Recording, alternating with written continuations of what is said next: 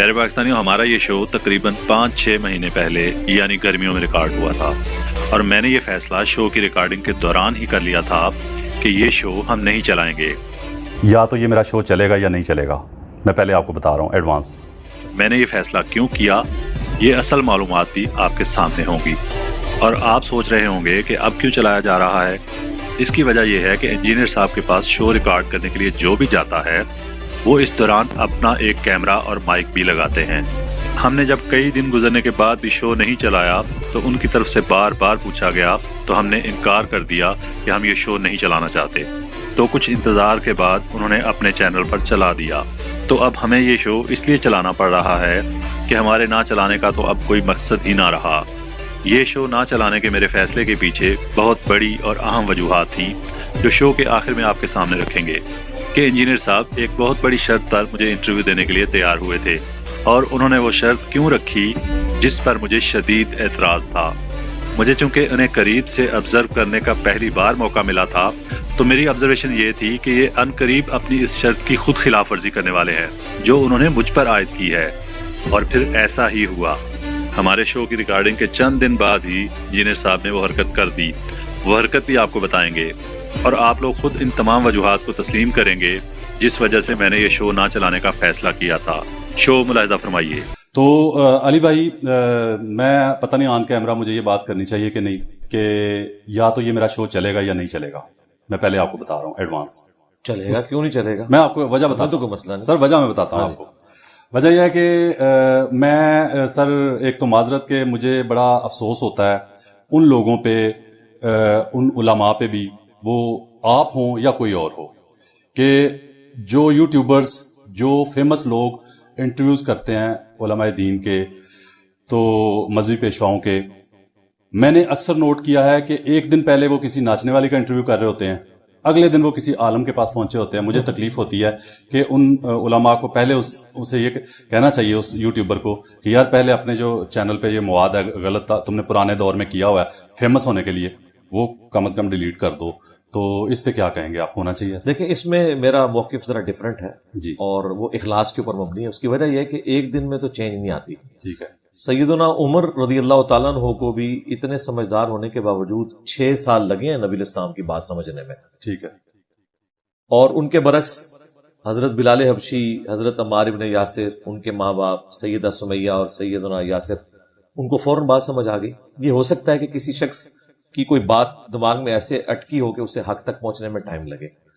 मेरा मौक़िफ़ ये है कि अगर कोई इस किस्म के इंटरव्यू करता है ऐसे लोगों के, उसके बाद दीनी लोगों के पास भी जाता है। दीनी लोगों का काम है कि वो उन्हें दीन बताएं जो सही दीन है, और फिर प्यार मोहब्बत से उन्हें इसके ऊपर कन्विंस करें कि वो अपने किबले को दुरुस्त करें। एक दिन में ये तब्दीली नहीं आ सकती। ये इसी तरीके से है कि एक शख्स जो अचानक मजहबी हो जाता है, उसे खौफ खुदा लाहक हुआ, उसने शादी तो एक मॉडर्न लड़की के साथ की थी, अब वो आते ही कि आज के बाद तूने आज से ही पर्दा शुरू कर देना है, आज से तूने बुर्का पहनना है, अदरवाइज तू मेरी बीवी नहीं, तो ये तो जुल्म पे मबनी है, उसे टाइम दें। ये मेरा सोचने का एंगल है। हम यहाँ पे जो भी पॉडकास्ट के लिए आते हैं, हम बिला तफरीक उन्हें पॉडकास्ट देते हैं। हम ये चाहते हैं कि हर शख्स के प्लेटफॉर्म से दीन की बात पहुंचे। आपकी भी ऑडियंस है, वो बात सुनेगी। आपकी बात से इत्तेफाक करता हूं सर, लेकिन अली भाई मैं ये कहना चाह रहा हूं कि मैं उलमा तो है ना कि वो ना स्टडी करते हैं। मैं एक छोटा सा मतलब यूट्यूबर था, अब तो चलो थोड़ी 4 लोग जानते होंगे ना। तो बाखुदा जिस यूट्यूबर ने मुझसे रब्ता किया ना कभी इंटरव्यू के लिए, तो मैंने उससे सबसे पहले पूछा कि अपना चैनल दिखाओ, तुम क्या कर रहे हो अपने चैनल पे, किन चीज़ों की तुमने जिंदगी में प्रमोशन की है, किन चीज़ों को हाईलाइट कर रहे हो माशरे में, किन चीज़ों के खिलाफ बोलते हो, फिर मैं तुम्हें इंटरव्यू दूंगा। तो ये अल्लाह ने शायद फिर अकल मुझे थोड़ी जल्दी दे दी है कह लें। लेकिन मैं ये कहना चाह रहा हूं कि अली भाई, ये नहीं है कि आपने बीच में एक फिक्रा बोला कि अचानक मजहबी हो गया कोई, ठीक है, तो उसको भी समझाने के लिए टाइम लगेगा। लेकिन मसला अचानक मजहबी होने का नहीं है जो उलमा का इंटरव्यू लेने चले जाते हैं। नहीं नहीं नहीं सर, वो अगले दिन फिर किसी नाचने वाली का कर रहे होते हैं, वो फिर आ जाता है व्यूज का चक्कर। मैं तो यही समझूंगा। ठीक है, आपकी बात काफी हद तक दुरुस्त है, लेकिन मेरी कोशिश ये है कि हम हुस्न ज़न रखें और दुआ करें कि अल्लाह ताला किसी को हिदायत दे। अगर वो दीन की तरफ आना चाहता है तो उससे हमें हेल्प आउट करना चाहिए। आप देखें जुनैद जमशेद रहिमहुल्लाह ताला, उन्होंने 2-3 दफा तौबा की, फिर टूटी, फिर की, फिर अल्टीमेटली अल्लाह ताला ने उन्हें इस्तिकामत दे दी। हो सकता है कि इनको भी इस्तिकामत मिल जाए, لیکن آپ کی بات بالکل درست ہے کہ میجورٹی ان میں سے ویوز کے لیے کرتے ہیں اور وہ کسی حد تک جا سکتے ہیں. میرے پاس بھی اس قسم کے لوگ آئے ہیں اور مجھے پتا ہے کہ ظاہر ہے کہ میں ایک دین کے حوالے سے ایک پلیٹ فارم تو ہے لیکن پریکٹیکلی اس وقت ایک سیلیبریٹی بھی بن چکا ہوں اور لوگ یہاں سے فیم حاصل کر کے بعد میں اپنا یوٹیوب چینل چلانا شروع کر دیتے ہیں اور دین کو وہ پش دکھاتے ہیں. لیکن ہم کیا کریں, قانون تو اندھا ہے. ہمارے پاس جو بھی دین کے لیے آتا ہے میں کہتا ہوں چلے میں کسی بہانے سے کوئی دین کے لیے آیا میں دین اس کو بتاؤں. ہاں دوسری یا تیسری بار اگر وہ آتا ہے تو پھر میں اس سے پہلے باقی لوگوں کو پریفر کروں کہ جو لوگ ابھی یہاں پہ نہیں آئے اور انہیں پوڈ کاسٹ دوں تاکہ ان کے پلیٹ فارم سے بھی ہو سکتا ہے ان میں سے بھی کوئی خیر نکل آئے. سر معاشرے میں بڑا ٹرینڈ ہے ایک کہ کسی بندے سے کہو نا, میں نے بہت تجربہ کیا زندگی میں, آبزرویشن ہی ساری زندگی کیا اور کام کوئی نہیں کیا میں نے, فضول لوگ کہتے ہیں کام ہے, کہ جس سے کہو نا یار تم 5 وقت کی نماز بھی پڑھتے ہو, وہ فلاں غلط کام بھی کرتے ہو, تم وہ مطلب مرچوں میں پاؤڈر بھی ملا رہے ہو, فلاں کام بھی تو جواب پتا اکثر یار نماز اپنی جگہ پہ, وہ کام اپنی جگہ پہ. اس کا ذرا قوم کو بتائیں کہ یہ کیا مطلب فارمولہ طے ہو گیا ہمارے معاشرے میں. ان کو یہ بتانا چاہیے کہ رزق حلال کے حوالے سے اکاؤنٹیبلٹی کرنے والا بھی خدا وہی ہے جس خدا نے آپ کو 5 وقت نماز کا حکم دیا ہے. یہ نہیں ہے کہ نمازوں کا خدا اور ہے, روزوں کا خدا اور ہے, رزق حلال کا خدا اور ہے. یہ بہت سینسٹیو میٹر ہے. رزق حلال جو ہے یہ اسلام میں حقوق العباد کے حوالے سے سب سے زیادہ ایمفیسائز جس کے اوپر کیا گیا ہے اس میں رزق حلال ٹاپ پہ آتا ہے. کیونکہ جب آپ رزق حرام کماتے ہیں نا تو صرف اللہ کا حق نہیں آپ توڑ رہے ہوتے بلکہ آپ کسی کو نقصان پہنچا کے, کسی کو ونریبل کر کے, صحت کے پوائنٹ آف ویو سے یا کسی اور معاملے میں, اور آپ اپنا بینیفٹ حاصل کر رہے ہوتے ہیں. قرآن حکیم میں سورۃ النساء میں اللہ تعالیٰ نے فرمایا کہ جو لوگ یتیموں کا مال ناحق کھاتے ہیں وہ اپنے پیٹوں میں جہنم کی آگ بھر رہے ہیں. حالانکہ بظاہر وہ آگ نہیں ہے, وہ ڈورمنٹ پوزیشن میں, آخرت میں وہ مال جو ڈالا ہے نا وہ آگ بن جائے گا. صحیح مسلم میں ایک حدیث ہے, نبی الاسلام نے فرمایا جس نے ملاوٹ کی وہ ہم میں سے نہیں. اور پوری حدیث یوں ہے کہ نبی الاسلام ایک اناج کے ڈھیر کے پاس سے گزرے, آپ نے اپنا مبارک ہاتھ اس میں داخل کیا تو انگلیاں گیلی ہو گئی. آپ نے فرمایا یہ کیا ہے؟ اس نے کہا یا رسول اللہ رات کو ہلکی سی بارش ہوئی تھی تو پانی اس کے اندر چلا گیا, اوپر سے یہ خشک ہے لیکن اندر سے گیلا ہے. تو آپ نے فرمایا تم نے یہ گیلے والا پورشن اوپر کیوں نہیں کیا کہ لوگ اس کے عیب کے اوپر مطلع ہوتے. پھر آپ نے 7 جملہ بولا جس نے ملاوٹ کی وہ ہم میں سے نہیں. اچھا آپ دیکھیں یہ اتنا بڑا سبق تھا جو اوائل اسلام میں مسلمانوں نے لیا. دنیا میں سب سے بڑا اسلامک کنٹری آبادی کے لحاظ سے انڈونیشیا ہے. اب پاکستان کی آبادی ان کو کراس کر گئی ہے. کچھ عرصہ پہلے تک سب سے بڑا ملک انڈونیشیا, پھر اس کے ساتھ ملیشیا. یہ 2 ملک ایسے ہیں جن کے بارے میں نان مسلم بھی مانتے ہیں یہاں کوئی مسلمانوں کی آرمی نہیں گئی. یہ ہندوؤں کے ملک تھے. چند مسلمان تاجر گئے, جب وہ سودا بیچتے تھے سودے کا عیب بھی بتاتے تھے. وہاں کے لوگ پریشان ہو گئے کہ یہ کون لوگ ہیں. تو انہوں نے بتایا کہ ہمارے دین کی اوبلیگیشن ہے کہ ہمارا رزق حلال نہیں ہوگا تو ہماری عبادت بھی قبول نہیں ہوگی اور سب کچھ برباد ہو جائے گا. اس لیے یہ ہمارے لیے سینسٹیو ایریا ہے کہ ہم اپنے چیز کا عیب تمہیں بتائیں.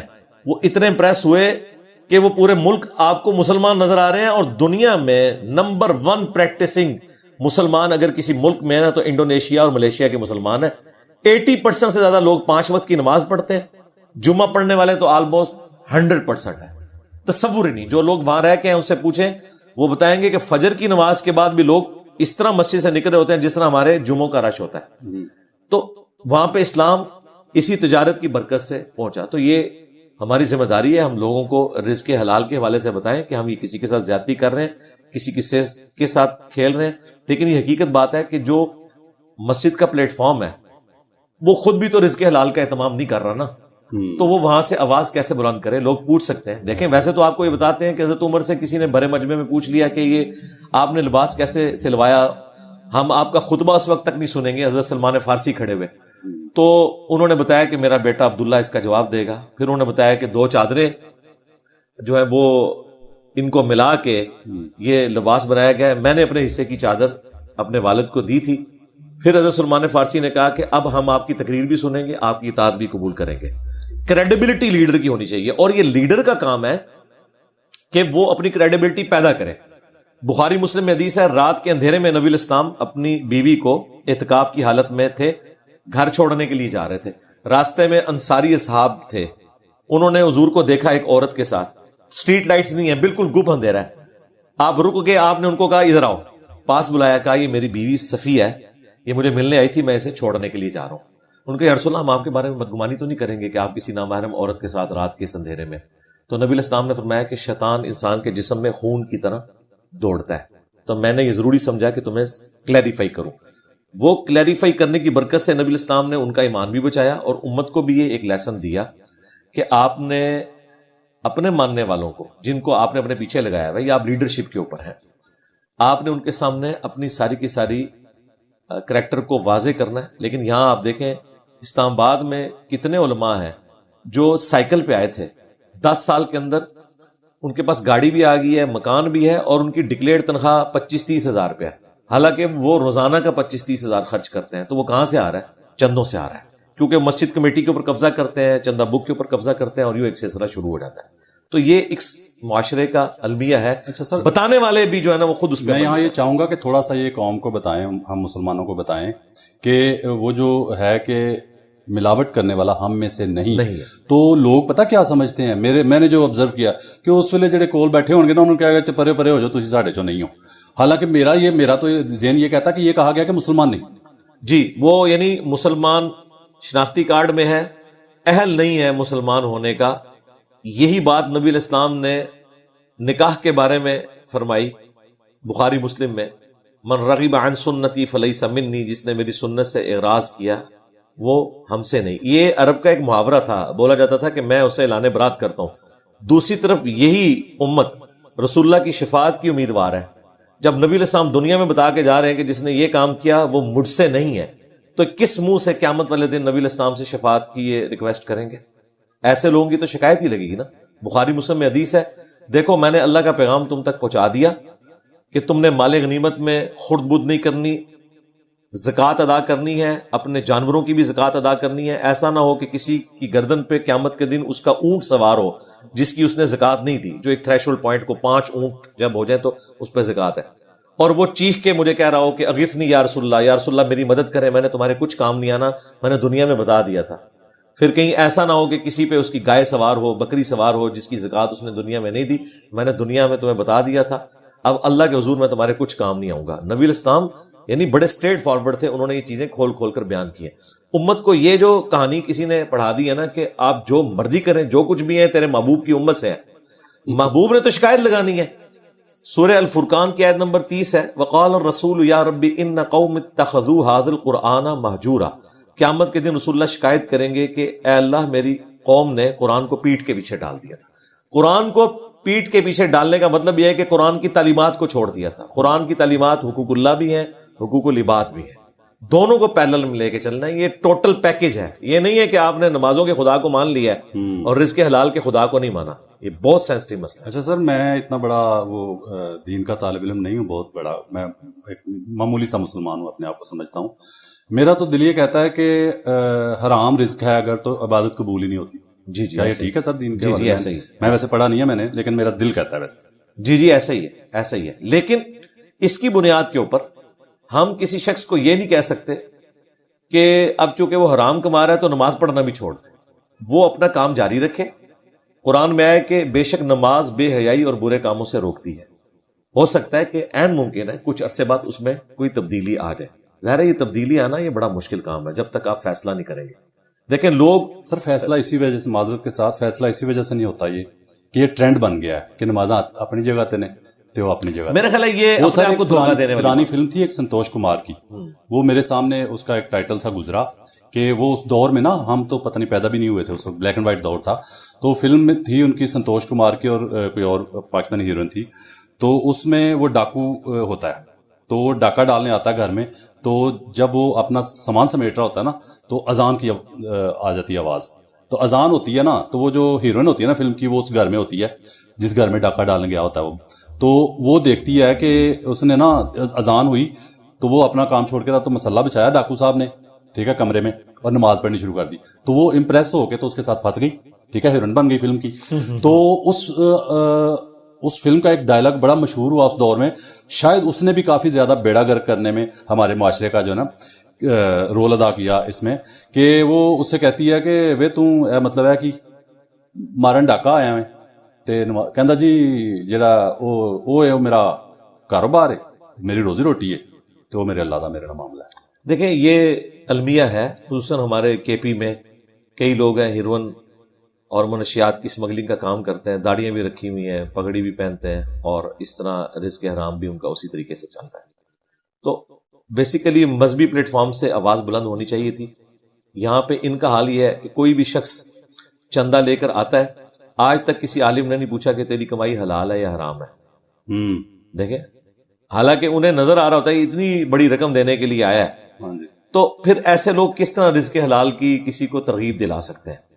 तो जाहिर है कि इनके अंदर खुद भी कमजोरी है। जिन्होंने तरगीब दिलानी थी वो खुद भी चंदे में खुद बुद कर रहे हैं। मुझे बताएं, डिक्लेयर तनख्वाह 25-30 हज़ार और आप रोजाना का 25-30 हज़ार खर्च कर रहे हैं, तो यकीनन इसका मतलब यह है कि आप ये सब कुछ कर रहे हैं। तो इसमें सबने आवाज बुलंद करनी है और सबसे पहले अपनी हमने इस्लाह करनी है जी, सीधी सी बात है। मैं और आप इल्मी शावत पूरी कर लें, लोगों के सामने अपनी बात रखें, लेकिन उसके ऊपर प्रैक्टिकली नहीं चल रहे हैं, हम मुआशरे में क्या तब्दीली लाएंगे? हमें सबसे पहले अपने आप को पेश करना होगा। एक घर की सफाई होगी, दूसरे घर की सफाई होगी। वो जो एक अंग्रेज ने कहा था ना कि हर शख्स अपने घर के आगे सफाई कर देना तो सुबह के वक्त पूरा शहर साफ हो जाएगा।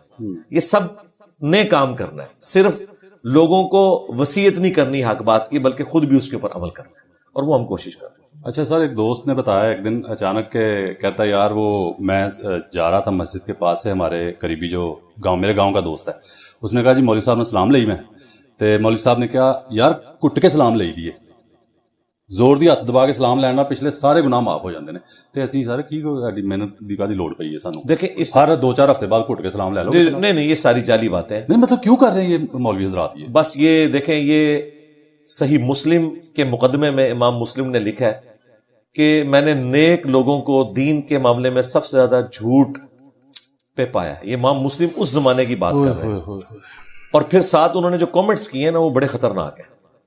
सही मुस्लिम के मुकदमे में उन्होंने लिखा है कि ये नेक लोग झूठ बोलना नहीं चाहते, फिलबदी इनकी जुबान के ऊपर जारी हो जाता है, यानी इतनी इनकी जिंदगी का हिस्सा बन चुका है। फिर उन्होंने नकल किया कि 100 ताबईन ऐसे थे मदीना शरीफ में जिन्होंने सहाबा की सोबत की हुई थी, ताबईन, उनके बारे में इत्तेफाक था कि ये नेक है, लेकिन यह भी इत्तेफाक था कि इनसे हदीस नहीं ली जाएगी, क्योंकि हदीस के लिए एक म्यार रखा गया ना कि अच्छे और बुरे में तमीज कर सकता हो, ये ना हो कि जो बात सुनी वो आगे चला दी। तो ये उम्मत में एक फितना आया कि लोगों ने इस किस्म की रवायतें घड़ी लोगों को तरगीब दिलाने के लिए, बजाय ये कि उनका तज़किया कुरान के जरिए करते, उनको सही बात बताते, उसकी बजाय ना उन्होंने इस किस्म के अमाल लोगों को बताना शुरू कर दिए।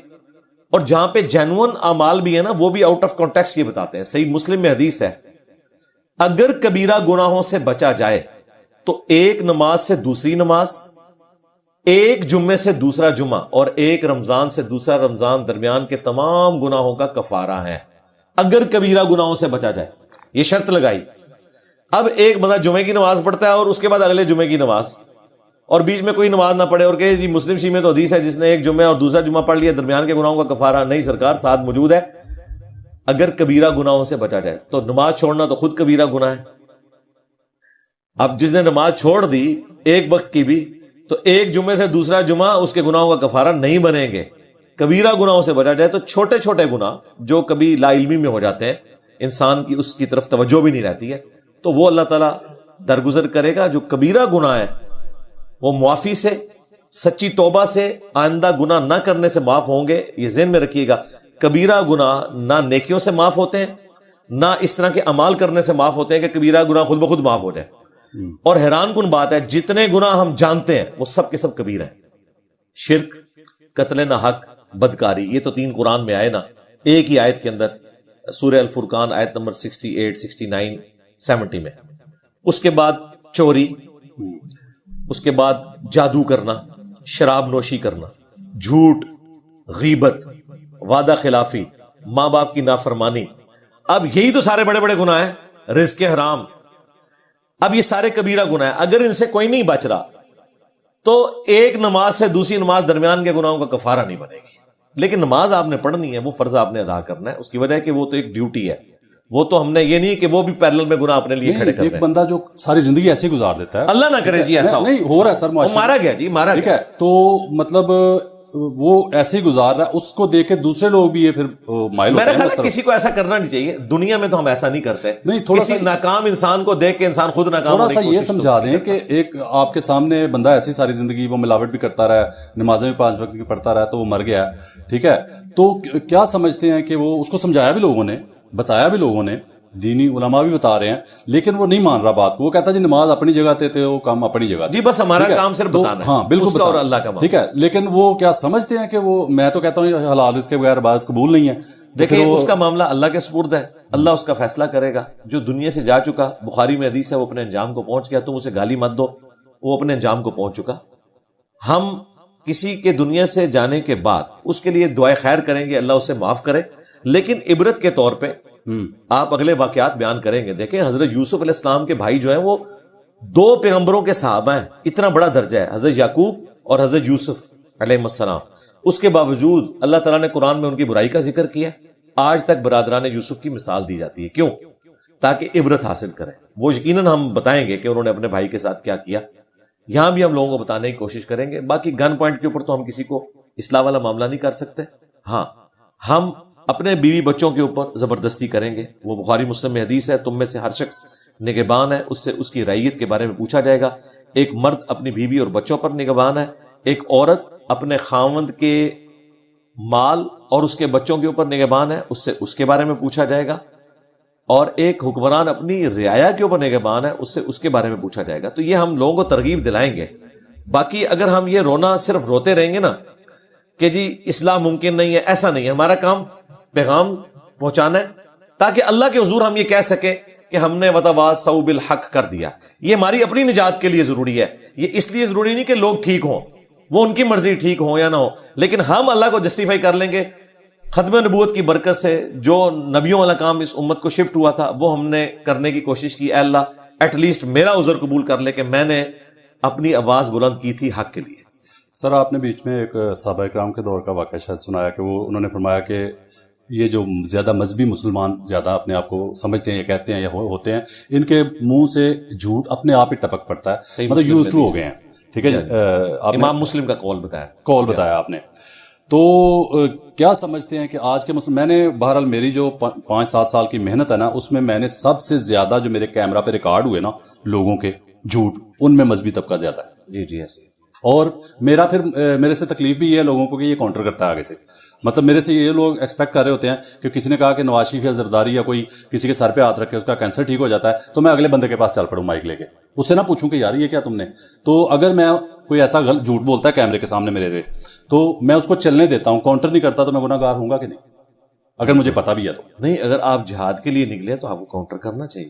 تو کہتے ہیں جی نیوٹرل رہو، تم بس سنو۔ نہیں، فیکٹس تو ضرور سامنے لے کے آئیں، ٹھیک ہے، یہ آپ کی ذمہ داری ہے، ورنہ صحافت تو یہ نبیوں والا کام تھا، اس صحافت کو آپ بدنام کر دیں، اس سے تو متبرک کام ہی کوئی نہیں ہے۔ آپ سچائی کے لیے کھڑے ہوئے ہیں، تو سچائی کا مطلب یہ ہے کہ آپ ایکسپوز کریں گے، اس کے بعد لٹ لے کے اس کے پیچھے نہیں پڑیں گے، ہاں وہ اس کا اور اللہ کا معاملہ ہے، قانون کا معاملہ ہے، لیکن آپ لوگوں کے سامنے رکھ دیں گے کہ یہ دیکھو، ہم بھی کرتے ہیں، لوگوں کی ویڈیوز چلاتے ہیں کہ دیکھو یہ کیا کر رہے ہیں، قرآن و سنت یہ کہہ رہے ہیں، اب آپ فیصلہ کرو، ہاں جی ٹھیک ہے۔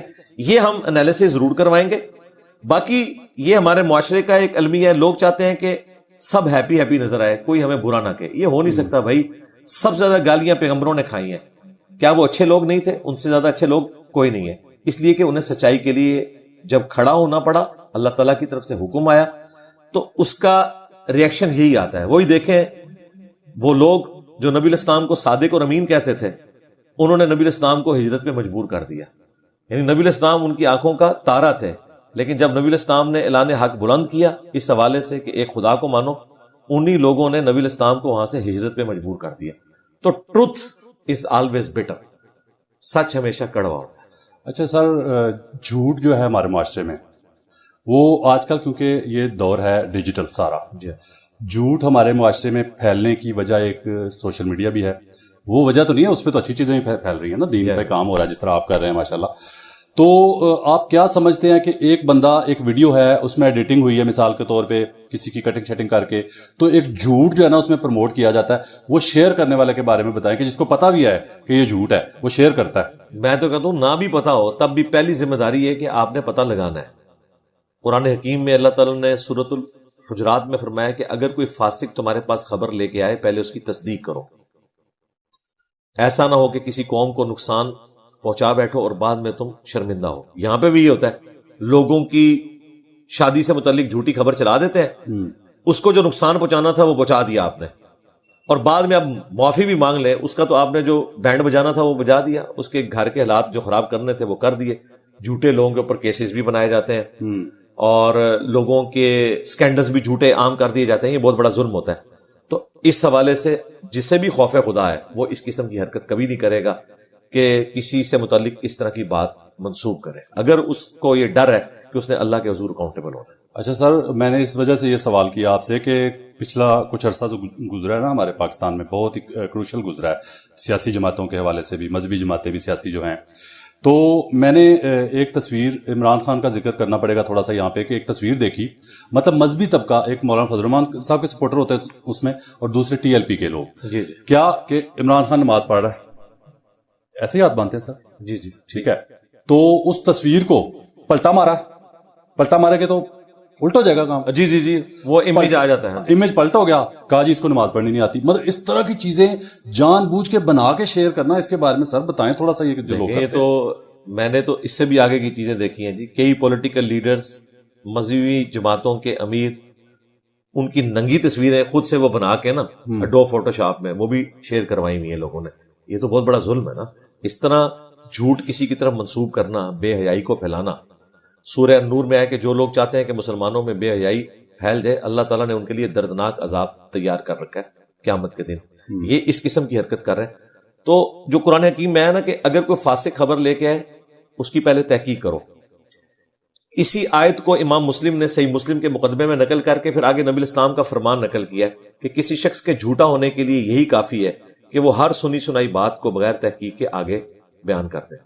آپ دیکھتے ہیں کہ یہ آپ کو ٹیکسٹ میسج ملتے ہیں کہ یہ میسج جو آپ تک آیا ہے اتنے لوگوں کو آگے فارورڈ کریں تو آپ کو اتنے دنوں میں اتنی خوشخبریاں ملیں گی، یا آپ کی ورنہ یہ ہو جائے گا۔ اچھا سر، ایک بات اور نبی علیہ السلام کی طرف منسوخ کر دیتے ہیں۔ ہلکی سی کاٹوں آپ کی بات سر، یہ سوال میں نے کرنا تھا آپ سے، اچھا جو آپ نے خود اب دیکھیں، اور اس کے بعد لوگ پھر اس کو فارورڈ بھی کر دیتے ہیں۔ مجھے اس قسم کا کوئی میسج آئے نا تو میں اس کے جواب میں لکھتا ہوں کہ جھوٹوں پہ اللہ کی لعنت، اللہ کے فرشتوں کی لعنت، تمام لعنت کرنے والوں کی لعنت۔ ٹھیک ہے، یہ قرآن حکیم میں اللہ تعالیٰ نے فرمایا لعنت اللہ علی الکاذبین، یہ ہمارا کام ہے۔ اکثر آپ دیکھیں گے کہ کوئی قول زری لکھا ہوگا، بات اچھی ہوگی لیکن لکھا ہوگا نیچے حضرت علی کا قول، سیدنا علی کا وہ قول نہیں ہوگا۔ کوئی بھی اچھی بات آپ کسی صحابی کی طرف، اہل بیت میں سے کسی کی طرف منسوب کر کے، یا نعوذ باللہ رسول اللہ کی طرف منسوب کر کے بیان کریں تو بخاری مسلم میں تو حدیث ہے جس نے میری طرف جھوٹی بات منسوب کی، چاہے وہ بات ٹھیک بھی ہے لیکن نبی علیہ السلام نے نہیں فرمائی، وہ اپنا مقام جہنم میں دیکھ لیں۔ یہ بہت سینسٹیو مسئلہ ہے، یہ دین کا مسئلہ ہے۔ آپ قول زری کے طور پہ ضرور بیان کریں لیکن خام خواہ ہر چیز کے نیچے حضرت علی نے فرمایا، ٹھیک ہے، حضرت ابوبکر نے فرمایا، انہوں نے فرمایا ہی نہیں ہوتا۔ تربوز کے اندر تھوڑا سا ایڈیٹنگ کر کے اللہ کا نام ایسے کٹا ہوا تربوز، اس طرح کی چیزیں، مطلب یہ کیا؟ یہ سارے جہنمیوں والے کام کر رہے ہیں، انہیں پتہ نہیں ہے۔ یہ سیم حرکتیں نا ہمارے پڑوسی ملک میں، وہ آپ نے دیکھا ایک ادرک کو انہوں نے کس طرح کاٹا ہوا ہے، وہ ہنومان کی طرح نظر آ رہا ہے، ٹھیک ہے نا جی، پھر ٹھیک ہے، پھر آپ یہ کرنا میں کہتا ہوں جی اوریجنلی بھی اگر کوئی چیز ہو جائے تب بھی آپ کا یہ کام نہیں ہے کہ آپ اس طرح کی چیزوں کو لے کے دین کی حقانیت کے طور پہ پیش کریں۔ یہ آپ دین کے نام کے اوپر جو ہے نا وہ اپنا سودا بیچ رہے ہیں، ویوز کے لیے بیچ رہے ہیں۔ اللہ سے ڈر جائیں اس قسم کی حرکت کرنا، اور یہ کہنا فلاں جگہ اللہ لکھا گیا، فلاں جگہ محمد لکھا گیا، مچھلی ہے آپ اس کی زیارت کریں، بعض اوقات نیچرلی ہو بھی جاتا ہے لیکن وہ اللہ کے سوا بھی بہت کچھ لکھا جاتا ہے، کل کو وہ نکل آیا تو آپ اسے کیا جسٹیفائی کریں گے؟ خدا کا دین ان چیزوں کا محتاج نہیں ہے کہ آپ ان چیزوں کی بنیاد کے اوپر اپنے معاملات کو لے کے چلیں، یہ علم کے اوپر بنیاد رکھتا ہے۔ اسی لیے نبی علیہ السلام نے کبھی کوئی ایسی بات نہیں کی ہے۔ دیکھیں نبی علیہ السلام اپنے بعد کوئی زندہ معجزہ بھی چھوڑ کے جا سکتے تھے نا، آپ نے کتاب اللہ اور سنت کو چھوڑا اور کہا میرے اہل بیت کے ساتھ اس نے سلوک کرنا۔ آپ نے یہ بھی نہیں کہا کہ میرے بعد اسلام کے حق ہونے کی نشانی آب زمزم ہے، یہ بھی نہیں کہا، حالانکہ زندہ معجزہ ہے، لیکن نبی علیہ السلام کو پتا تھا کہ فزیکل فینومینا آف نیچر اللہ تعالیٰ نے ایک جاری کیا ہے۔ یہاں لوگوں نے کیا مشہور کیا جی، زمزم کا ایک قطرہ کسی پانی میں ڈال دیں وہ سارا زمزم بن جاتا ہے۔ جاپان کے ڈاکٹروں نے تحقیق کی، بالکل جھوٹ، جاپان کے ڈاکٹروں کو پتہ ہی نہیں ہے۔ اور ادھر یہ ہے کہ عرب ملکوں کے اخبارات میں آپ پڑھیں، سعودی عرب کی پوری ڈاکومنٹری رکھی ہے کہ زمزم کے پانی کی لائن میں گٹر کا پانی مکس ہوا، کتنے حاجی بیمار ہو گئے، اب انہوں نے باقاعدہ یہ رکھا ہوا ہے کہ مختلف جگہوں سے وہ اس کے سیمپلس لیتے ہیں. زمزم پی کے لوگ بیمار ہو رہے تھے. اب ان کی بات مان لیں تو گٹر کا پانی پاک ہو جانا چاہیے تھا زمزم ڈلتے ہی. خود زمزم ان کی وجہ سے بیماری والا پانی بن گیا. یہاں لوگوں نے پتہ نہیں کیا کچھ مشہور کر دیا جی بسم اللہ پڑھ کے آپ زہر پی لیں کچھ نہیں ہوگا. جی بھائی زہر چھوڑیں, آپ بسم اللہ پڑھ کے ساکٹ میں 2 انگلیاں دیں ننگے فرش کے اوپر, لگ پتہ جائے گا. اور یہ اسلام میں کہیں نہیں ہے کہ آپ نے اس طرح وظائف پڑھ کے ناگہانی آفتوں کو اپنی طرف بلانا ہے. وظائف ضرور ہیں, جس طرح مسلم شریف میں حدیث ہے جو پڑھتا ہے اعوذ بکلمات اللہ التامات من شر ما خلق, شام کو پڑھ لے اسے کوئی موذی جانور کا زہر اثر نہیں کرے گا. لیکن یہ نہیں ہے کہ یہ پڑھ کے آپ نے جا کے کوبرے کے منہ میں ہاتھ دے دینا. اگر یہ کریں گے نا تو آپ تقدیر غالب کریں گے. ہر جگہ موجود ہے ناگہانی آفت, ناگہانی آفت. اسلام میں کہیں یہ نہیں کہ بسم اللہ پڑھ کے آپ زہر پی لیں. اچھا سر, میں جب میچور تھا, میچور نہیں تھا میں, تب میں نے ایک کالم تھا میرا, تو اس میں میں نے لکھا تھا کہ آپ ہر وقت اپنے ابو کو ابو ابو ابو ابو جی ابو جی ابو جی ابو جی کرتے رہے آس پاس منڈلاتے ہوئے, ابو جی ابو جی ابو جی ابو جی ابو جی ابو جی. لیکن ابو کا کہنا کوئی نہ مانے, محلے سے آپ کے علماء آ رہے ہوں, شکایتیں آ رہی ہوں. تو میرا سوال ہے تمام پاکستانیوں سے بھی, آپ سے بھی, کہ ایسا کریں گے تو ابو آپ سے کتنا پیار کریں گے. دوسری بات یہ کہ میرا یہ نظریہ ہے کہ ہو سکتا ہے کہ اگر ابو جو ہیں آپ کے, ان کے کہنے مانتے ہیں آپ, تو وہ تو نارمل رہیں گے نا محبت میں. لیکن اگر آپ مطلب میں حرامیوں والے سارے کام بھی کرتا ہوں, شکایتیں بھی آ رہی ہیں میری, اور میں ابو کے پاس منڈلاتے ہوئے ابو گھر آئے تو ساتھ ہی ابو جی ابو جی ابو جی ابو جی ابو جی کرتا رہوں, تو ابو کتنا پیار کریں گے یہ بتا دیں ذرا قوم کو. دیکھیں ابو کو تو شاید دھوکے میں آپ وقتی طور پہ مبتلا کر دیں جب تک کہ شکایت نہیں آتی, لیکن اللہ کے ساتھ ایسا نہیں ہو سکتا. قرآن میں ہے قل ان کنتم تحبون اللہ فاتبعونی یحببکم اللہ. اے نبی صلی اللہ علیہ وآلہ وسلم ان سے فرماؤ اگر تم اللہ سے محبت کرتے ہو نا تو پھر میری اتباع کرو, پھر اللہ بھی تم سے محبت کرے گا. اتباع کرنا ضروری ہے. یہ خالی کیا ہے کہ میں یہ اسی طریقے سے ہے کہ ایک شخص پاکستان میں ڈرائیونگ کر رہا ہے اور وہ اپنے منہ سے تو بول رہا ہے keep left keep left keep left, اور سٹیئرنگ اس کا رائٹ کی طرف جا رہا ہے تو سامنے ٹھوک دے گا جا کے. ٹھیک ہے, ہاں وہ جو آپ کہہ رہے ہیں آپ نے اس کے اوپر عمل کرنا ہے. یہ بالکل آپ کی بات درست ہے کہ آپ نے جو کلیم کیا ہے نا اسے فالو بھی کرنا ہے. اسلام تو ہے ہی پریکٹیکل. اچھا سر, میں اس میں یہ کہتا ہوں کہ ابو جی ہو سکتا ہے نارمل رہیں, کہ اگر آپ ابو جی نہ کریں پاس, تو حرامی والے کام کر رہے ہیں, شکایتیں بھی آ رہی ہیں, تو ہو سکتا ہے وہ نارمل رہیں. ٹھیک ہے, لیکن اگر آپ سارے الٹے کام بھی کر رہے ہیں, وہ آپ کی وجہ سے ذلیل ہو رہے ہیں, پریشان بھی ہو رہے ہیں, ٹھیک ہے, ان کو معاشرے میں منہ دکھانے کے قابل نہیں چھوڑا آپ نے ابو جی کو, تو پھر آپ ابو جی کریں گے تو میرا خیال ہے وہ زیادہ غصہ کریں گے. جی ایسے ہی ہے, ایسے ہی. ہم میرے خیال سے اللہ سے یہی کر رہے ہیں. میرا اللہ تعالیٰ ہمیں سچائی پہ چلنے کی توفیق دے.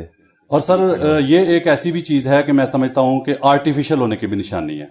میں یہ مثال دیتا ہوتا ہوں اکثر کہ کوئی ہجڑا جو ہے نا, شیمیل جسے کہتے ہیں, وہ جا رہا ہو نا, آپ اس کو بیک سے بھی پہچان لیتے ہیں. اس کی وجہ کیا ہوتی ہے سر, کہ وہ بننے کی کوشش کر رہا ہوتا ہے جو وہ نہیں ہوتا.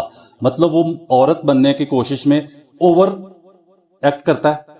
ٹھیک ہے, تو وہ بیک سے بھی آپ پہچان لیتے ہیں اس کو, کیونکہ وہ جو نہیں ہوتا وہ بننے کی کوشش میں اوور ایکٹ ہو جاتی ہے. تو میرے خیال سے ہم مسلمان بھی اوور ایکٹنگ کر رہے ہیں زیادہ تر. دیکھیں آپ دنیا میں کسی کو دھوکہ تو دے سکتے ہیں, آپ اچھی ایکٹنگ بھی کر لیں, اللہ تعالیٰ کو تو دھوکہ نہیں دے سکتے.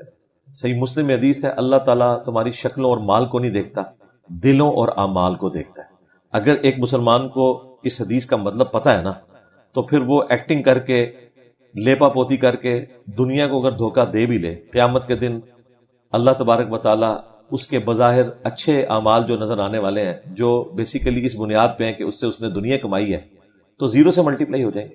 مسلم شریف میں حدیث ہے قیامت والے دن ایک شہید کو بلایا جائے گا, ایک سخی کو, ایک قرآن کے عالم کو, تینوں کو الگ الگ اللہ بلا کے پوچھے گا میں نے تجھے اتنا کچھ دیا, تو نے میرے لیے کیا کیا؟ شہید کہے گا یا اللہ جان تھی دے دی. اللہ تعالیٰ فرمائے گا جان اس لیے دی کہ لوگ تجھے بڑا بہادر کہیں اور دنیا میں تیری تعریف ہوگی, ہو سکتا ہے تجھے نشان اجر بھی مل گیا, یعنی آج کی لینگویج میں, لیکن میرے حضور کوئی اب تیرے لیے اجر نہیں ہے, اوندا منہ کر کے جہنم میں.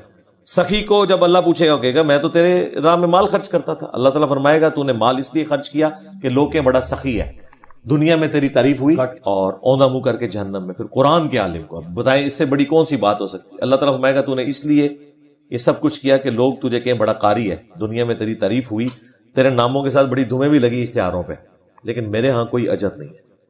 پھر مسند احمد میں حدیث ہے جس نے دکھلاوے کے لیے نماز پڑھی اس نے شرک کیا. پڑھی نماز ہے نماز سے بڑی کوئی توحید کا کام ہو سکتا ہے، لیکن شرک کیا. جس نے دکھلاوے کے لیے صدقہ کیا اس نے شرک نماز کیا. بھی شرک کا باعث بن گئی. جی اگر دکھلاوے کے لیے صدقہ کیا، دکھلاوے کے لیے شرک کیا. رمضان کا روزہ رکھا یا کوئی بھی روزہ رکھا دکھلاوے کے لیے تو شرک کیا. تو یہ بڑا سینسٹیو معاملہ ہے. اچھا سر، آپ نے وہ دیکھی ویڈیو ایک ٹرک کوک کا ٹرک لوٹا گیا جو؟ جی ہاں جی ویڈیو دیکھی سر آپ نے؟ جی جی. کیا میں ویسے یہ ایمان سے سمجھتا ہوں، اور میرا ایمان ہے یہ کہ جو لوگ ٹرک لوٹ رہے تھے ان میں نے ویڈیو آبزرو کی غور سے، زوم کر کے بھی داڑیوں والے بھی تھے ماشاءاللہ. جی جی جی ایسا ہی ہے. ٹھیک ہے، کیوں نہیں ہوں گے. میرا ذاتی خیال یہ ہے کہ وہ جو ٹرک سارے لوٹ رہے تھے، اگر وہاں پہ وہ سوات والا جو قتل ہوا ہے بندہ، اگر وہ وہاں پہ ہوتا تو وہ ٹرک لوٹنے والے اس کے ساتھ وہی کرتے، میرا خیال ہے. جی جی دیکھیں وہ جو ٹرک لوٹنے والے ہیں نا، یہ وہ لوگ ہیں جو کہتے ہیں اسرائیل کی پروڈکٹس کا ہم نے بائیکاٹ کیا ہے، اور وہی پروڈکٹس جو ہیں وہ لوٹنے کے لیے بےتاب ہیں. یہ وہی چیز ہے کہ مسجد کی صف میں پہلی صف کے اندر نمازی کھڑے ہو کے امریکہ اور اسرائیل پہ قنوت نازلہ پڑھ رہے ہوتے ہیں، اور آخری صف میں کھڑے ہوئے نوجوان جو ہیں وہ گرین کارڈ کے لیے دعائیں کر رہے ہوتے ہیں. تو یہی چیز چل رہی ہے، سیدھی سی بات ہے، ایک تلخ حقیقت ہے. اس کے بارے میں کوئی اپڈیٹ ہے سر آپ کو تھوڑا سا؟ کیا وہ سوات والا؟ ہاں جی، سوات والا یہ ہے کہ 22 لوگ ابھی تک پکڑے جا چکے ہیں. جس نے گولی چلائی تھی وہ بھی پکڑا جا چکا ہے، وہ جوڈیشل ہو چکا ہے، اور وہ ٹوٹلی ایک آپ سمجھ لیں پورے پلان کے ساتھ وہ سارے کا سارا معاملہ کیا گیا تھا. اور وہ آپ کو پتا ہے جو ایک پورے ملک کے اندر اس طرح کا معاملہ بنا ہوا ہے، بیسیکلی کوئی توہین مذہب رپورٹ نہیں ہوئی. اس میں سب سے پہلے ان کو گرفتار نہیں ہونا چاہیے تھا جن لوگوں نے وہ ہوٹل کے کمروں میں شور مچایا؟ جی وہ سارے کر رہے ہیں، لیکن وہ بیسیکلی نا ہماری ایجنسیز ریاستی اداروں کے لوگ، جب میں ان سے بات کرتا ہوں کہ آپ لوگوں کو نا ڈیٹرس ان میں پیدا کرنے کے لیے نا یہ خبریں دیا کریں، ان کا موقف یہ ہے کہ جب ہم بار بار ٹی وی پہ خبر دیں گے نا تو ان کے جو باقی حمایتی دنیا میں ہے نا وہ پھر روڈوں پہ آ جائیں گے اور وہ اس قسم کی حرکتیں شروع کر دیں گے. آپ کو پتا جڑا والا جو انسیڈنٹ ہوا تھا چرچز والا، سینکڑوں لوگ اس میں پکڑے ہوئے ہیں، وہ جان نہیں چھوٹ رہی. سرگودا میں جو کچھ ہوا پکڑے ہوئے ہیں، لیکن وہ اس چیز کا راگ اس طرح الاپتے نہیں ہے. میں نے کہا تھا کہ ان کو سزائیں دے کے نا دکھایا کرے لوگوں کو تاکہ باقی لوگوں کے لیے عبرت ہو. وہ کہتے ہیں ابھی یہ معاشرہ اس قابل نہیں ہوا، باقی لوگ بھی پھر ان کے حمایتی نکل آتے ہیں، الٹا وہ پھر ہمدردی. آپ دیکھیں یہاں پہ میرے پاس لوگ آئے کہ سیالکوٹ میں جب وہ سری لنکن کو مارا تھا نا، وہ 200-250 لوگ وہ محفل میلاد کر رہے ہوتے تھے اس تھانے کے اندر. تو وہ مجھے خود پولیس والوں نے بتایا کہ جی ہم شرمندہ ہو رہے تھے کہ پتہ نہیں ہم نے کوئی نیک لوگوں کو تو نہیں پکڑ لیا، ہم گنہگار تو نہیں ہو رہے. سب کچھ دیکھنے کے باوجود یہ ہے ان لوگوں کا دھوکہ. وہ لوگ پوری نیک نیتی سے سمجھ رہے ہیں کہ ہم نے صحیح کام کیا جو قانون کو ہاتھ میں لیا، جب بعد میں ثابت بھی ہو گیا کوئی ایسی چیز ہے ہی نہیں تھی، ہوتی بھی تو بھی نہیں آپ ایسا کر سکتے تھے.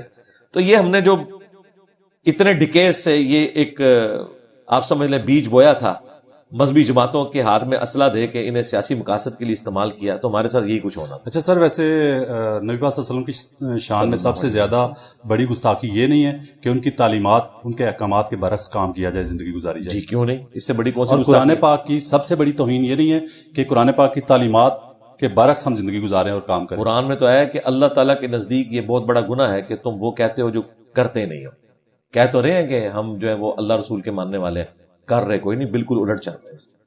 بالکل اچھا ہے. اچھا سر، تھوڑا سا میں آپ سے ڈسکس کرنا چاہوں گا، یہ جو سٹیج ڈرامے ہیں جی جی ان کے کلپ آپ کی نظروں سے گزرتے ہوں گے، انتہائی ولگر، اکا دکا ہی میں نے دیکھا. میں تو آپ کو اگر ادھر دکھا دوں، نہیں اگر ایک کلپ دکھا دوں آپ کو، ہم چلا تو نہیں سکتے وہ، چلے وہ تو سٹیج تک تھا. اب تو ٹی وی چینلز کے تھرو، کیبل کے تھرو یہ چیزیں دکھانے بھی شروع کر دی ہیں، یوٹیوب پہ بھی اویلیبل ہو گئی ہیں. پہلے تو صرف جو لوگ وہاں جاتے تھے نا یہ لیکن دیکھیں اسی کلچر میں سہیل احمد جیسے لوگ بھی تو ہیں جنہوں نے کبھی کوئی ولگر جملہ نہیں بولا، لیکن سر اس نظام کا حصہ ہے نا، وہ ان کو پروموٹ کر رہے ہیں اس نظام کو. میں تو ٹھیک ہے، لیکن انہوں نے اس سسٹم میں رہتے ہوئے اپنی تو ایک ایگزامپل سیٹ کی ہے. میں تو ظاہر ہے اس کو سپورٹ نہیں کروں گا، اس پورے سسٹم کو میں کہوں گا اس کا کوئی الٹرنیٹو ایسا ہونا چاہیے. نا میری بات انٹرٹینمنٹ کے لیے یوٹیوبرز کے خلاف ہو رہی ہے، ایکشن ہو رہے ہیں، ٹھیک ہے، جو سیاست پہ بولتے ہیں یا کسی چیز پہ بولتے ہیں، تو جن لوگوں نے یہ بیڑا گر کر دیا ان کو گرفتاری کبھی نہیں جی ہونی چاہیے. میرا خیال ہے وکلاء کا کام ہے کہ ان چیزوں کو ہائی لائٹ کریں. ان کے پیچھے لوگ اس طریقے سے پڑھتے نہیں، اگر پڑھیں گے تو ان کے ساتھ یہ میں ویسے یہ مشن اٹھانا چاہ رہا ہوں تھوڑا سا نا، لیکن اس کے لیے آپ کو قانونی راستہ اختیار کرنا ہوگا، صرف ویڈیو بنانے سے کچھ نہیں ہوگا. میں اپنا اس میں پارٹنر ہی کسی وکیل کو بنانا چاہ رہا ہوں. جی اچھی بات ہے کہ سر پہلے تو یہ ہوتا نا، آپ نے خود ہی بول دیا، میں نے بولنا تھا کہ پہلے تو تھا اسٹیج کی حد تک کہ جو گئے ہوئے ہیں انہوں نے دیکھ لیا، وہ گھر آ گئے.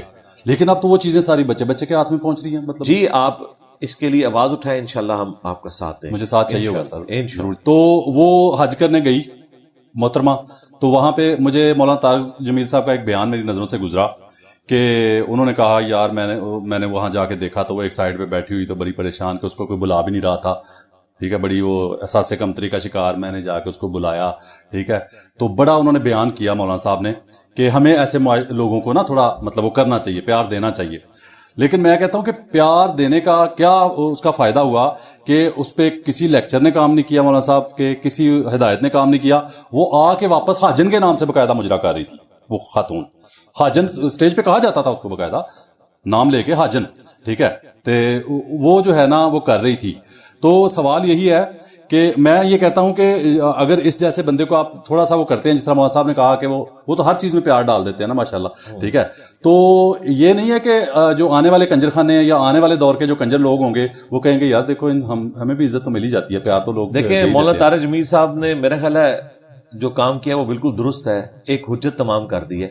کوئی یہ گلہ نہیں کر سکتا کہ ہمیں کسی نے اس حوالے سے امپورٹنس نہیں دی ہے. انہوں نے تو دیکھیں جو خواجہ سراں ہیں ان کی جماعتیں بھی نکالی ہیں, وہاں پہ بھی یہی لوگوں نے جو بدکاری کا اڈا چل رہا تھا ان کے علاقے میں وہ ختم ہوا, ان کا خرچہ اٹھایا, ان کے لیے ایمبولینس کا بندوبست کیا, 40 لاکھ روپیہ ان کا مہینے کا فنڈ کا ان کی طرف جاتا ہے, ان سے یہ برائی کا کام چھڑوایا. اپنی طور پہ تم نے کوشش کی نا, باقی اس کا رزلٹ آنا ضروری نہیں. دیکھیں بخاری مسلم حدیث ہے قیامت والے دن کئی نبی بھی اس حال میں آئیں گے, کسی کے ساتھ 5 بندے ہوں گے جو ایمان لائے, کسی کے ساتھ 4, کسی کے ساتھ 3, 2, 1, اور بعض نبی ایسے بھی ہوں گے کہ ایک بندہ بھی ان پہ ایمان نہیں لایا ہوگا. صفر. یہ بخاری مسلم حدیث ہے. اب وہ نبی ناکام نہیں ہوئے, ان کا کام تو صرف بات پہنچانا تھا. میرا خیال ہے طارق جمیل صاحب پورے اخلاص کے ساتھ وہ سمجھتے ہیں کہ میں ایک بات کے اخلاص کروں وہ کر رہا. باقی اگر اس سے کوئی ٹریگر نہیں ہوا, ٹھیک ہے, تو قیامت والے دن اللہ کے حضور وہ بندہ مجرم ہوگا اور اللہ تعالیٰ کہے گا کہ تجھے موقع تو دیا تھا میں نے.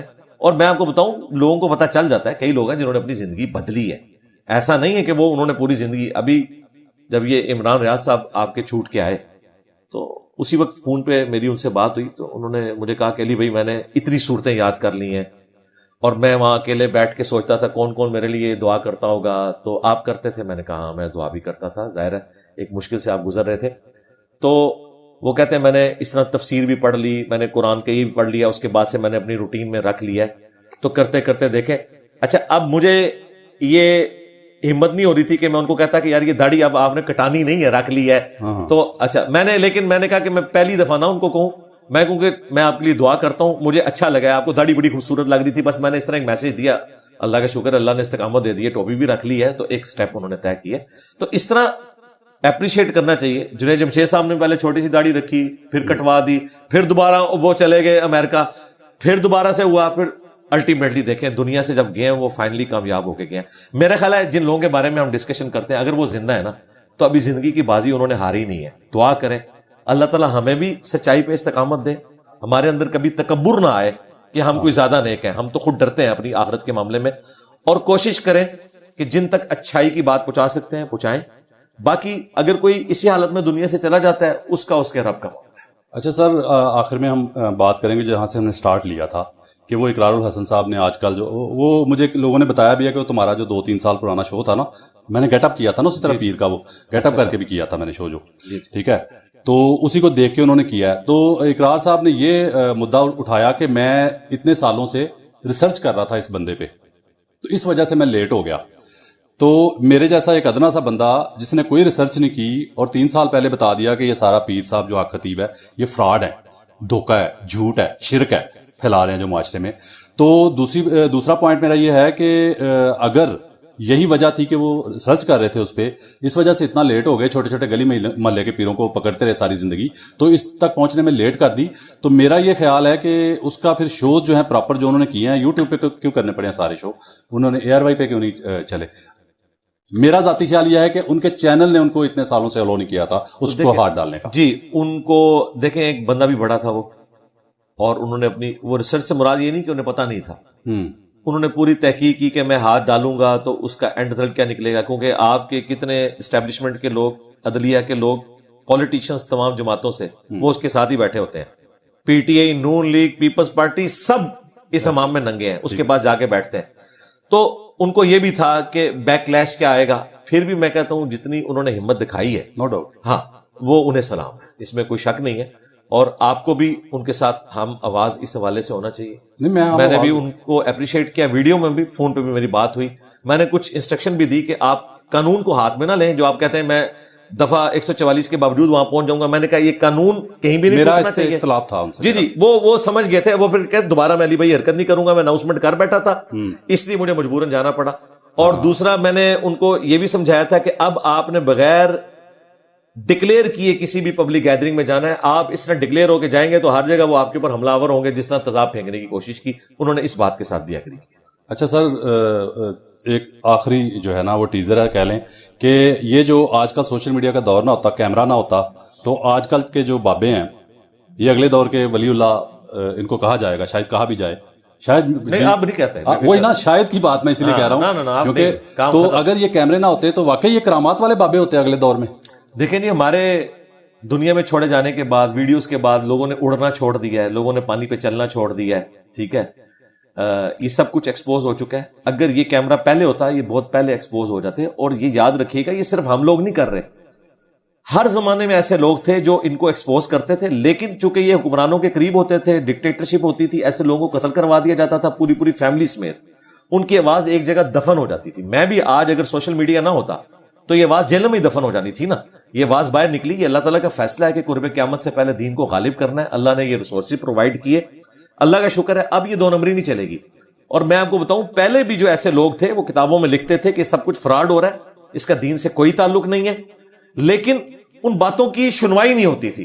وہ کتابیں کوئی پڑھتا نہیں تھا, لوگ تو چسکے والی باتیں پڑھنا چاہتے تھے. اب ہم کیا کر رہے ہیں کہ ویڈیو میں ان کو دکھا رہے ہیں, پھر ہم بتا رہے ہیں قرآن میں تو یہ لکھا ہوا ہے, حدیث میں تو یہ لکھا ہوا ہے, دیکھو یہ کیا کلیم کر رہے ہیں. اس طرح جو کمپیریٹیو انالیسس کر کے ہر بندے تک بات پہنچا رہے ہیں نا, تو اب زیادہ لوگ حق قبول کر رہے ہیں اللہ کے فضل سے. میرا خیال یہ ہے کہ سر یہ جو جتنے بھی بابے شابے ہیں نا, ایک غوث پاک کا نام زیادہ استعمال ہو رہا ہے ولی اللہ کے طور پہ, تو یہ بات سچ نہیں ہے. میرا دل تو یہ کہتا ہے کہ تمام پیغمبروں سے ان کے معجزات زیادہ نہیں کوئی بڑھا دیے اور بتا دیے. پیغمبروں کے پاس تو کچھ بھی نہیں جو انہوں نے کلیم کیا ہے, نعوذ باللہ. جس طریقے سے انہوں نے کلیم کیا ہے, پیغمبروں کو تو انہوں نے کچھ سمجھا ہی نہیں ہوا. اور اس کلیم کرنے کی وجہ مجھے جو سمجھ آتی ہے وہ یہ ہے کہ نبی پاک صلی اللہ علیہ وسلم یا کسی پیغمبر کے بارے میں کریں گے تو وہ زیادہ گڑبڑ ہو جائے گی. نہیں, وہ اس لیے کہ اس کو آپ ویریفائی قرآن و سنت سے کروانا پڑے گا. وہی وہ لوگ کہیں گے قرآن و سنت میں تو ایسی کوئی بات نہیں لکھی, تو یہ پکڑے جائیں گے. اس لیے یہاں پہ جو مرضی لکھیں. آپ دیکھیں ایک ہی واقعہ ہے کہ جی پل بچا لیا, وہ آپ کو حضرت علی اجویری صاحب کے بارے میں ملے گا. آپ سیالکوٹ میں چلے جائیں, ادھر جو امام علی الحق صاحب ہیں ان کے بارے میں ملے گا. جیلم میں بھی جو پل ہے نا وہ ادھر سلمان فارس نے بچایا تھا. ایک ہی بات ہے. اور یہ واقعہ کہ سجے پاسے اسلام پھیرا سارے حافظ ہو گئے, بائیں طرف اسلام پھیرا سارے ناظرہ ہو گئے, یہ آپ کو کئی بزرگوں کے بارے میں ملے گا. یہ بیٹھ کے کہانیاں بنائی ہوئی ہیں انہوں نے. علی بھائی بہت شکریہ آپ کے قیمتی وقت کا. لیکن یہ ہے کہ امید کرتا ہوں کہ آپ ابھی بھی یہ کہہ دیں گے کہ جب بھی مطلب معاشرے میں پھیلتی پنپتی برائیوں کے خلاف مجھے آپ کی ہیلپ چاہیے ہوگی, مدد چاہیے ہوگی, تو آپ ضرور. جی ہم ہر وقت آپ کے ساتھ ہیں انشاءاللہ. ہماری اکیڈمی میں نمبر بھی موجود ہے, کوئی آپ نے اس حوالے سے گائیڈ لائنز لینی ہو تو آپ رابطہ بھی کر سکتے ہیں انشاءاللہ. جزاک اللہ. جزاک اللہ. پاکستان زندہ باد.